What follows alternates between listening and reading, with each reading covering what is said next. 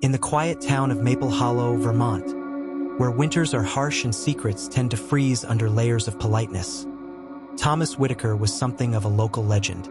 At 42, he was the head electrical engineer for Green Mountain Energy, the small utility company that kept the town's lights on through snowstorms and blackouts. He was respected, reserved, and known for repairing downed lines in the dead of night without complaint. But on February 3rd, everything changed. Thomas didn't show up for work. No calls, no messages. His coworkers waited, then worried, then panicked. By day 3, his white Ford Ranger was found abandoned by the edge of Moosehead Lake, just outside town. The driver's side door was open, the keys still in the ignition, his gloves on the seat. No signs of a struggle, no blood, just a feeling something was wrong. Detective Elena Carver, a sharp but tired investigator from Burlington, was brought in. She'd seen her share of disappearances, but something about this one felt off. At first, the theory was a random crime, maybe a drifter, a carjacking, or a hunting accident. But Maple Hollow wasn't that kind of place. Elena began digging into Thomas's background, and slowly, the image of the perfect man began to unravel. Co-workers admitted he'd been acting withdrawn lately. A local bartender recalled Thomas receiving a mysterious note at the bar 2 weeks before he vanished. A handwritten message, no envelope. Truth always comes back around. Thomas's phone was missing.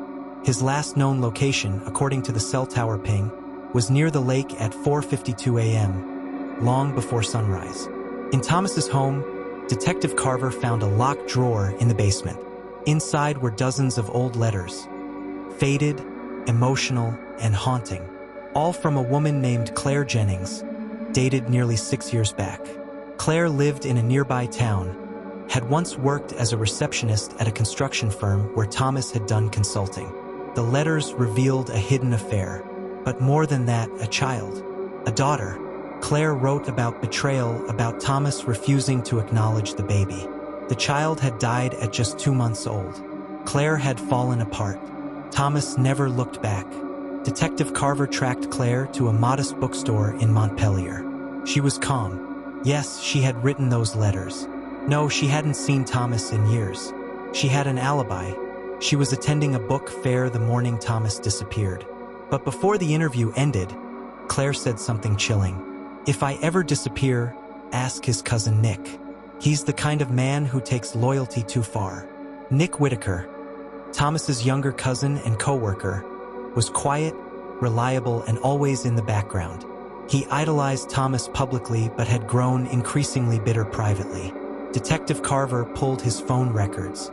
Multiple late-night calls to an unknown number in New Hampshire, tracked to a man named Derek Shaw, known for doing odd jobs with a criminal edge. Under pressure, Nick cracked. "I didn't want him dead," he confessed. "Just scared, just a little shaken. For once in his life, I wanted him to feel what it's like to lose something. He ruined Claire's life. He buried our blood like trash, and no one ever knew." Nick had hired Derek and his crew to confront Thomas. It was supposed to be a warning, but Thomas fought back. In the scuffle, he was struck, lost consciousness, and panicked. They dumped him in the icy waters of Moosehead Lake. 3 weeks later, his body was found by ice fishers, frozen beneath the surface. Maple Hollow was stunned, not just by the loss, but by the revelations. At his memorial service, townsfolk spoke softly. The man they thought they knew had lived 2 lives. One full of service, the other full of secrets. Claire stood in the back, silent. Nick was arrested and taken into custody. Detective Carver returned to Burlington, case closed, but not without scars. Sometimes, the people we trust the most carry the heaviest truths. And in small towns like Maple Hollow, even the kindest men leave shadows behind. Shadows behind.